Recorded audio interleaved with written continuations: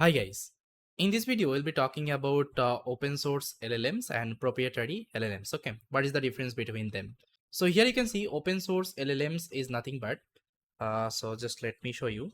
So open source LLM is nothing but the models are publicly released, okay, with access to the weights, codes and training detail, enabling users to inspect, modify and fine tune and deploy locally or any other infrastructure. That means if there is any model which is publicly available, that means the weights, codes, okay, and everything, all the model details, that time you can call it as an open source model. So I think you know that some popular open source model are available like Llama 2, 3, Mistral, Falcon, Bloom, okay, Phi, then Queen, okay, and so on. So these are the models are open source. And you can see the creator, so who has created the model, even you can see the context length of the model. And what is the pros and cons of this model? So you can see the pros part. So this model are transparent, architecture and weights, so customizable, you can fine tune and quantize whatever you want, you can do.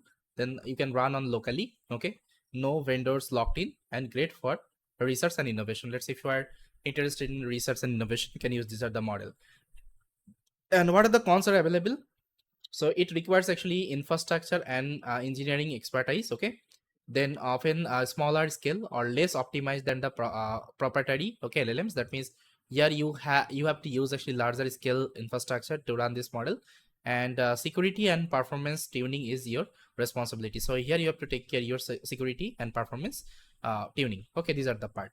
Then there is another one called proprietary LLMs, okay.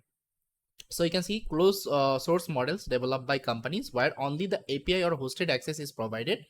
The models weight, training data and the internet's internals, okay, are not publics. That means only you have the API. Through the API request you can access the model. I think you know that GPT model, that means OpenAI, whatever model they are having, so those are model actually proprietary LLMs, okay, because you can only access those models with the help of API request.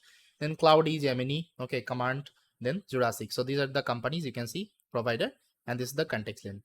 And what is the pros and cons? You can see state of the art performance, scalable, reliable APIs, fully managed infrastructure, accessible to a massive context window.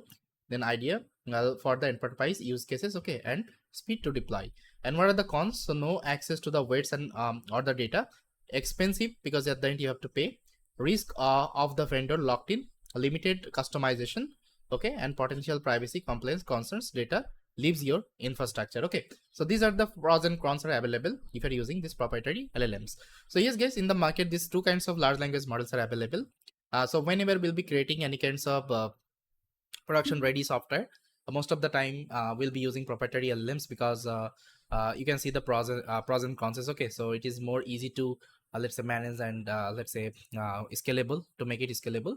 And whenever I'm talking about open source, here you have to take care everything, okay.